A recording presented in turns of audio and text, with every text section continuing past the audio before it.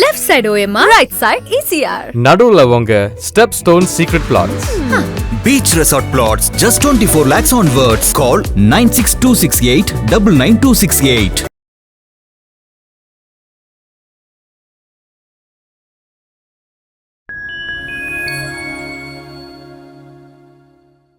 Tamil Nadu state award 2016 2022 வரைக்கும் இருக்கக்கூடிய படங்களாக இருக்கட்டும், நடிகர்களாக இருக்கட்டும், இசையமைப்பாளர்கள்னு சொல்லிட்டு எல்லாருக்குமே கிட்டத்தட்ட ஒரு 6 வருடத்துக்கிட்ட சேர்த்து வச்சு எல்லாருக்கான அவார்டு அப்படின்னு சொல்லிட்டு அனௌன்ஸ் பண்ணியிருக்காங்க. இது எல்லாருமே எந்தெந்த படங்களுக்கு அப்படின்னு சொல்லிட்டு சில படங்கள் வந்து இந்த படத்துக்குலாம் கண்டிப்பாக வரும் அப்படின்றது நம்மளால கெஸ் பண்ண முடிஞ்சு. சில படங்கள்லாம் இந்த படத்துக்கு வந்திருக்குதா, இது எப்போ ரிலீஸ் ஆச்சு அப்படின்னு சொல்லிட்டு நம்ம போய் சர்ச் பண்ணி பார்க்குற அளவுக்கு தான் சில படங்கள் இருக்குது, குறிப்பிட்ட சில படங்கள் மட்டுமே. ஸோ அப்படி இருக்கும்போது இத்தனை வருஷம் சேர்த்து வச்சு ஏன் கொடுக்குறாங்கன்றதே ஒரு கேள்வியாக இருக்குது. கிட்டத்தட்ட ஒரு 3 வருஷம் இல்லை 4 வருஷம் சேர்த்து வச்சு கொடுக்கலாம். இவ்வளோ பெருசாக சேர்த்து வச்சு ஏன் இப்படி? நிறைய படங்கள் வந்து மறந்துருக்கும், நிறைய வந்து இதில் நிறைய பேருக்கு வந்து இந்த படங்கள்லாம் நல்லா தான் இருந்துச்சு, ஆனால் காலப்போக்கில் இதெல்லாம் மறந்துடுச்சு. ஸோ அந்த மாதிரியான படங்கள்லாம் வேற விட்டுட்டாங்க அப்படின்னு சொல்லிட்டு ஒரு பக்கம் சில பேருக்கு வந்து ஒரு மனஸ்தாபம் இருக்குது. அது ஒரு பக்கம் இருக்க. முதல்ல நம்ம யார் யாருக்கு கொடுத்துருக்காங்க, என்னென்ன கேட்டகரியில் வந்து இவங்க வந்திருக்காங்க அப்படின்றதுல நம்ம ஷார்ட்டாக பார்த்துட்டு அதுக்கப்புறமா அது என்ன அப்படின்றது நம்ம போயிடலாம். ஸோ முதல்ல படங்கள் என்னென்ன படங்கள் அப்படின்றது நிறைய பேர் நீங்களே கெஸ் பண்ணியிருப்பீங்க. ஏன்னா இத்தனை வருஷம் ஆயிடுச்சு. இதில் ஹைலைட்டாக நிறைய படங்கள் வந்து நமக்கு ஞாபகம் இருக்கும். ஸோ அந்த மாதிரியான படங்கள் என்னென்ன அப்படின்னு பார்த்தீங்கன்னா, பரியரும் பெருமாள், அதுக்கப்புறமா அசுரன், ஜெய் பீம்னு சொல்லிட்டு, அதுக்கப்புறமா வந்து பார்த்தீங்கன்னா மாநகரம்லாம் வந்து லோகேஷ் கனகராஜன் முதல் படம். அவர் வந்து சினிமாக்குள்ள காலடி எடுத்து வைத்த படம். ஸோ அந்த படத்துக்கு அவார்டு இப்போ அப்படின்ற மாதிரி இருக்குது. ஆல்ரெடி அவர் நிறைய படங்கள் எடுத்து பெரிய பெரிய நடிகர்களோட வேலை பார்த்து அப்படின்னு சொல்லிட்டு நிறைய படங்கள் எடுத்துட்டாரு, ரஜினி, கமல்னு சொல்லிட்டு. இப்போ மாநகரம் அந்த படத்துக்கான அவார்டு வந்து சொல்லியிருக்காங்க. அதுக்கப்புறமா அசுரன், அறம், பரியரும் பெருமாள், அதுக்கப்புறமா ஜெய் பீம் அப்படின்னு சொல்லிட்டு நிறைய படங்களுக்கு வந்து சொல்லியிருக்காங்க. இந்த எல்லா படங்களுமே கதையா இருக்கட்டும், இல்லைன்னா வந்து அதுல ஆக்ட் பண்ண ஆக்டர்ஸா இருக்கட்டும், மியூசிக்கா இருக்கட்டும், எல்லாமே ஓவரால் ஒரு படமாவே ஓவரால் ஒரு ஃபுல் பேக்கா ஒரு நல்லா மக்களுக்கு வந்து ஒரு மெசேஜை கொடுத்ததா இருக்கட்டும், ஒரு என்டர்டெயின்மெண்ட்டா ஒரு எமோஷனலா வந்து கன்வே பண்ணதா இருக்கட்டும், இது எல்லாத்துலயுமே ஒரு 100% அடிச்ச ஒரு படங்கள். முக்கியமாக தமிழ் சினிமாவில் பேசப்படக்கூடிய படங்கள் அப்படின்னு சொல்லிட்டு இது எல்லாமே சொல்ல, இது எல்லாத்துக்குமே வந்து அவார்டு வந்து அனௌன்ஸ் பண்ணியிருக்காங்க.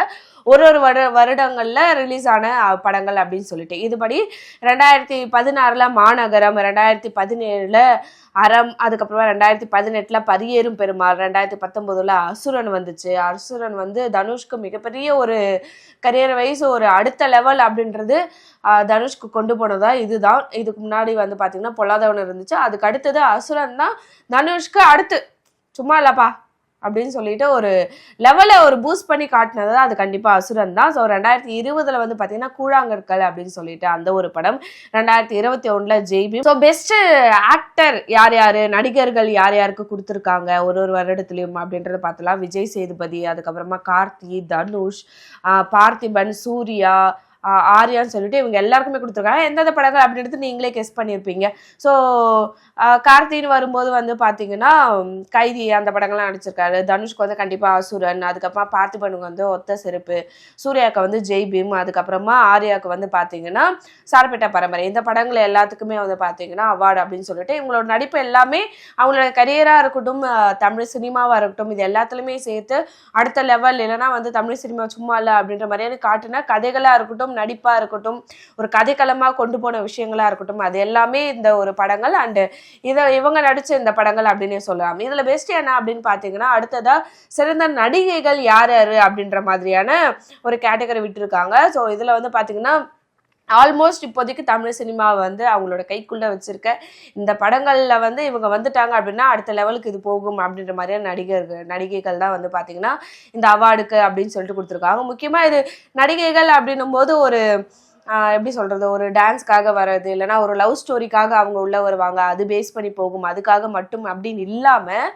ஸோ ஒரு கதையாக ஒரு கேரக்டர் வைஸ் இவங்களுக்கு கொடுத்தா அது எமோஷனாக இருக்கட்டும், இல்லைனா வந்து ஆக்ஷனாக இருக்கட்டும், இல்லைனா வந்து ஒரு சீரியஸாக டயலாக் டெலிவரி பண்ணுறதா இருக்கட்டும், இது எல்லாத்துக்குமே ஒரு பெஸ்ட்டான நடிகர்கள் மட்டும் இல்லை, நடிகைகளும் வந்து இதை கரெக்டாக கொண்டு போவாங்க. சும்மா வந்து ஒரு லவ் ஸ்டோரிக்காகவோ இல்லை டான்ஸ்க்காக மட்டும் நடிகைகள் அந்த படத்தில் இல்லை, ஹீரோயின்ஸ் அந்த படத்தில் இல்லை அப்படின்றத நான் காட்டின ஒரு கேட்டகரியாக நான் வந்து குறிப்பாக சிறந்த நடிகைகள் அப்படின்ற கேட்டகரியை நான் பார்க்குறேன். ஸோ இதில் யார் யார் அப்படின்றத நம்ம பார்த்துடலாம்.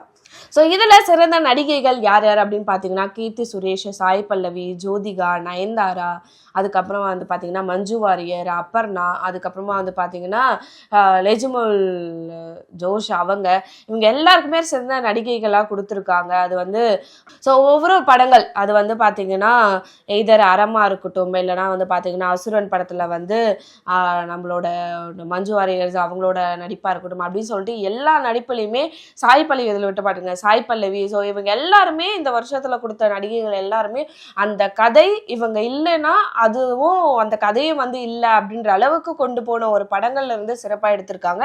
ஸோ இதில் எனக்கு ஃபுல் சாட்டிஸ்ஃபை இருந்ததுன்னா இந்த சிறந்த நடிகைகள் அப்படின்றதா. இதுக்கு அடுத்ததே வந்து பார்த்தீங்கன்னா சிறந்த இசையமைப்பாளர்கள் அப்படின்னு சொல்லிட்டு கவன் மூவிக்காக இப்பாப் தமிழாக்கு கொடுத்துருக்காங்க. அதுக்கப்புறமா வந்து பார்த்தீங்கன்னா சாம் சேஸ் அவங்களுக்கு கொடுத்துருக்காங்க, ஏஆர் ரஹ்மான் அவங்களுக்கு கொடுத்துருக்காங்க அப்படின்னு சொல்லிட்டு ஒரு கேட்டகரியா எல்லாருக்குமே வந்து பிரித்து கொடுத்துருக்காங்க. ஸோ இதில் யார் யாருன்றது நிறைய பேர் நீங்களும் பார்த்துருப்பீங்க. ஸோ திரைப்படங்களுக்கான நேஷ்னல் அவார்டு வந்து அனௌன்ஸ் பண்ணாங்க இல்லையா, ஸோ சென்ட்ரல் போர்ட்லேருந்து.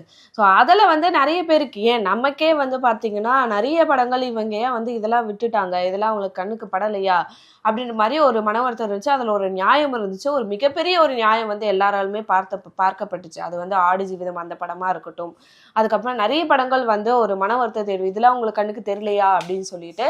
ஸோ அந்த மாதிரி ஒரு அவார்டு ஃபங்க்ஷன் ஒரு அவார்டு அனௌன்ஸ் பண்ணும்போதும் யாருக்காச்சும் ஒரு எப்படி வந்து நிறைய பேருக்கு வந்து ஒரு சந்தோஷமா இருக்கும், நமக்கு வந்து அவார்டு கிடைக்குது, இல்லைன்னா நம்மளுக்கு பிடிச்ச ஒரு நடிகர்களுக்கு வந்து அவார்டு கிடைக்குது அப்படின்ற ஒரு சந்தோஷம் எல்லாருக்கும் இருந்தாலும் ஒரு பக்கம் நமக்கே அதுக்கு வரல, நமக்கு இது வந்திருக்கலாமே அப்படின்னு சொல்லிட்டு ஒரு பக்கம் வந்து ஒரு மனஸ்தாபம் இருக்கதான் செய்யுது. அதில் வந்து பார்த்தீங்கன்னா பாரஞ்சித் அவர்கள் பதிவிட்ட அந்த பதிவு வந்து மிகப்பெரிய ஒரு அதிர்வலை ஏற்பட்டுச்சு, ஒரு சலசலப்பை கொடுத்துச்சு அப்படின்னு சொல்லலாம். அது வந்து என்ன போட்டிருந்தாருன்னா, இந்த மாதிரி அவார்ட்ஸ்லாம் கொடுக்குறாங்க இல்லையா, அது வந்து அரசாங்கம் சார்ந்தா இருக்கட்டும் இல்லை தனியார் நிறுவனம் சார்ந்தா இருக்கட்டும், இவங்க எல்லாரும் வந்து நியாயப்படி தான் நடக்கிறாங்களா, நியாயப்படி தான் கொடுக்குறாங்களா அப்படின்ற ஒரு கேள்வியை மட்டும் அவரோட பதிவில் வந்து விட்டுருந்தாரு. அது வந்து இவர் எதனால சொல்றாரு, இவரோட எதை பாயிண்ட் ஆஃப் வியூவில் வச்சு சொல்றாரு, ஆமாம் இவர் சொன்னது சரிதான் அப்படின்னு சொல்லிட்டு அவரோட ரசிகர்களாக இருக்கட்டும், அவரோட படங்கள் யார் யாருக்கெல்லாம் பிடிக்குமோ அவங்களா இருக்கட்டும் அப்படின்னு சொல்லிட்டு நிறைய பேர் வந்து அதை சப்போர்ட் பண்ணி கேட்டுட்டு இருக்காங்க. ஆமாம் இவர் கேட்டதுல வந்து என்ன தப்பு இருக்கு அப்படின்ற மாதிரி நிறைய பேர் அதை வந்து சொல்லிட்டு இருக்காங்க. அண்ட் இன்னொன்று வந்து பார்த்தீங்கன்னா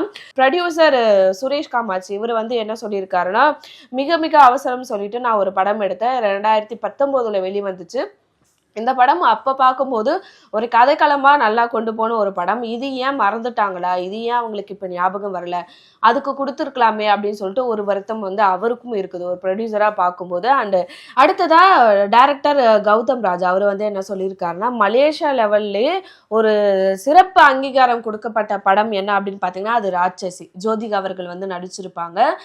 அதில் வந்து அவங்க டீச்சராக வந்திருப்பாங்க, ஒரு ஹெட் மாஸ்டராக வந்து ஒரு ஸ்கூலை வந்து எப்படி திருத்தி அந்த பிள்ளைங்களை வந்து படித்து கொண்டு போகிறாங்க அப்படின்னு சொல்லிட்டு ஒரு ரோல் மாடலா இருக்கக்கூடிய ஒரு கதைக்களம். அதுல வந்து அது சார்ந்து மலேசியால வந்து ஒரு சிறப்பு அங்கீகாரம் அந்த படத்துக்கு அப்படின்னு சொல்லிட்டு கூப்பிட்டு அவங்களை வந்து சிறப்பிச்சுலாம் செஞ்சிருந்தாங்க. அப்படி இருக்கும்போது இங்க தமிழ்நாட்டில் இருக்கக்கூடிய தமிழக அரசுக்கு இது வந்து கண்ணுக்கு தெரியலையா, இந்த அவார்டுன்னு வரும்போது இதையே அவங்க எடுத்துக்கல அப்படின்ற மாதிரியான ஒரு வருத்தம் வந்து அவரும் சொல்லியிருந்தாரு. அடுத்ததான் சூப்பர் டீலக்ஸ் படத்துல வந்து பாத்தீங்கன்னா விஜய் சேதுபதி அவர்கள் வந்து நடிச்சிருப்பாரு, அவரோட பேர காயத்ரி நடிச்சிருப்பாங்க, ஃபகத் பாசில் நடிச்சிருப்பாங்க, அதுக்கப்புறம் சமந்தா நடிச்சிருப்பாங்க.